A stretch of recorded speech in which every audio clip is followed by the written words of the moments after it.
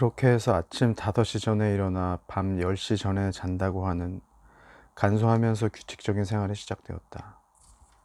하루를 통틀어 가장 활동하기 좋은 시간대라는 것은 물론 사람에 따라 다르겠지만 내 경우 그것은 이른 아침의 몇 시간이다. 그 시간에 에너지를 집중해서 중요한 일을 끝내버린다. 그 뒤의 시간은 운동을 하거나 잡무를 처리하거나 그다지 집중을 필요로 하지 않은 일들을 처리해 나간다. 해가 지면 느긋하게 지내며 더 이상 일은 하지 않는다. 책을 읽거나 음악을 듣거나 하며 편히 쉬면서 되도록 빨리 잠자리에 든다. 대체로 이런 패턴으로 오늘날까지 매일 생활하고 있다.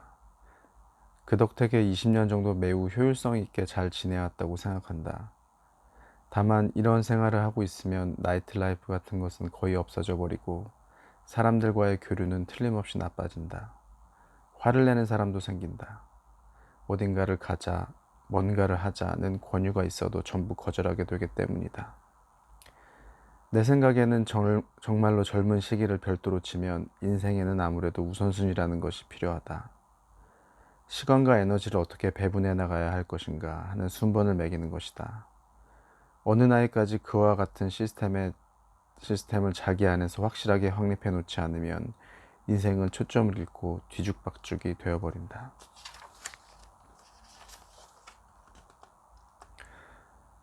그러는 사이에 불어나고 있던 체중도 점점 알맞은 상태로 되어갔다.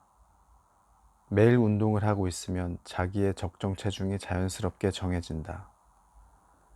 몸을 가장 움직이기 쉬운 지점이 보이기 때문이다. 거기에 덧붙여 먹는 것도 조금씩 변해갔다. 식사는 야채가 중심이 되고 단백질은 주로 생선에서 취하게 되었다. 원래 육류는 그다지 좋아하지 않지만 그 경향이 더욱 뚜렷해져 갔다. 쌀밥을 적게 먹고 주량을 줄이고 천연 조미료를 쓴다. 단 것은 원래 좋아하지 않는다.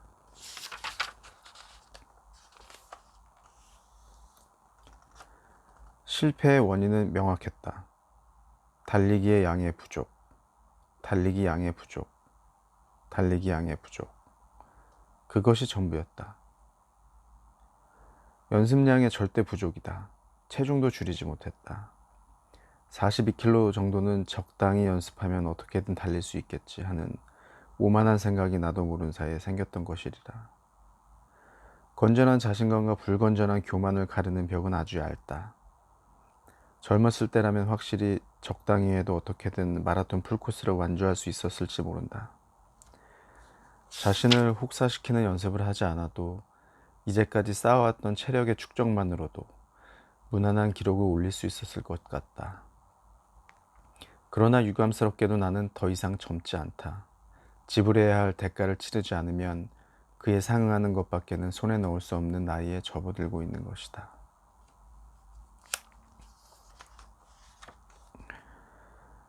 그러나 무슨 일이 있어도 달리는 것을 그만둘 수는 없다. 매일 달린다는 것은 나에게 생명선과 같은 것으로 바쁘다는 핑계로 인해 건너뛰거나 그만둘 수는 없다.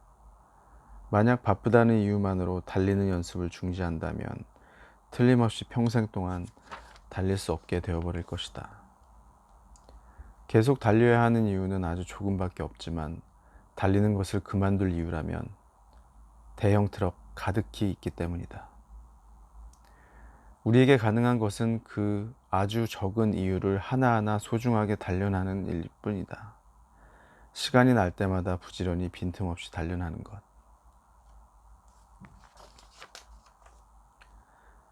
재능 다음으로 소설가에게 중요한 자질이 무엇인가 질문받는다면 주저없이 집중력을 꼽는다. 자신이 지닌 한정된 양의 재능을 필요한 곳에 집약해서 쏟아붓는 능력. 그것이 없으면 중요한 일은 아무것도 달성할 수 없다. 그리고 이 힘을 유효하게 쓰면 그 재능의 부족이나 쏠림 현상을 어느 정도 보완할 수 있다. 나는 평소 하루에 3시간이나 4시간 아침나절에 집중해서 일을 한다. 책상에 앉아서 내가 쓰고 있는 일에만 의식을 집중한다. 다른 일은 아무것도 생각하지도 보지도 않는다. 설사 풍부한 재능이 있더라도 아무리 머릿속에 소설적인 아이디어가 충만해 있다고 하더라도 예를 들어 지독한 충치의 통증이 계속된다면 그 작가는 아마 아무것도 쓸 수 없지 않을까? 집중력이 격심한 통증에 의해서 방해받을 것이기 때문이다. 집중력이 없으면 아무것도 달성할 수 없다는 것은 그러한 의미를 내포하고 있다. 집중력 다음으로 필요한 것은 지속력이다. 하루에 3시간이나 4시간 의식을 집중해서 집필할 수 있었다고 해도 일주일 동안 계속하니 피로에 지쳐버렸다고 해서는 긴 작품을 쓸 수 없다. 반년이나 1년이나 2년간 매일 집중을 계속 유지할 수 있는 힘이 소설가에게는, 적어도 장편 소설을 쓰는 작가에게는 요구된다. 한편 재능이 별로 풍부하지 않다고나 할까, 평범한 작가들은 젊었을 때부터 자기 스스로 어떻게든 근력을 쌓아가지 않으면 안 된다. 그들은 훈련에 의해서 집중력을 기르고 지속력을 지켜나간다. 그래서 그와 같은 자질을 어느 정도까지 재능의 대용품으로 사용하지 않을 수 없다.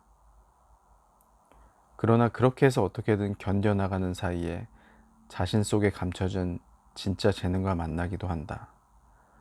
삽을 써서 비지땀을 흘리며 열심히 발밑에 구멍을 파나가다 아주 깊숙한 곳에 잠들어 있는 비밀의 수맥과 우연히 마주치는 그런 경우다.